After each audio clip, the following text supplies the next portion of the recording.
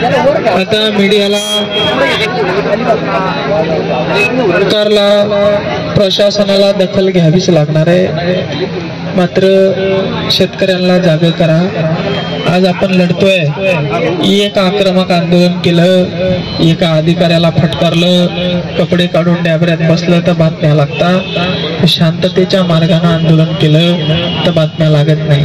याचा अर्थ आज देश वेगळा, लोकशाहीवरून विश्वास उठून चाललाय। तुम्ही स्थानिक आमदाराला घाबरू नका। तुम्हाला वाटत असेल तुमच्या विहिरी होणार नाही, तुमच्या घरकुल होणार नाही, तुमचे काम, हा पठ्ठ्या तुमच्यासाठी इथं बसलाय, तुमचं एक बी काम मी अडकू देणार नाही, काळजी करू नका। पण या शेतकऱ्याच्या दुःखामध्ये सर्वांनी मोठ्या संख्येने सहभागी व्हा आणि या महाराष्ट्राला देखील, या देशाला देखील, या राज्यकर्त्यांना दाखवून द्या की शेतकऱ्याची देखील एकी या महाराष्ट्रामध्ये आहे।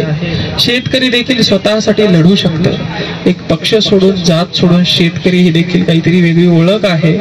आणि महाराष्ट्रातील, मराठवाड्यातील, विदर्भातील सर्व शेतकऱ्यांना माझी विनंती आहे, मोठ्या संख्येने या लढ्यामध्ये सहभागी व्हा। पाणी न घेतल्यामुळे थोडंसं डिहायड्रेशन झालं आणि नाकातून रक्त आलं।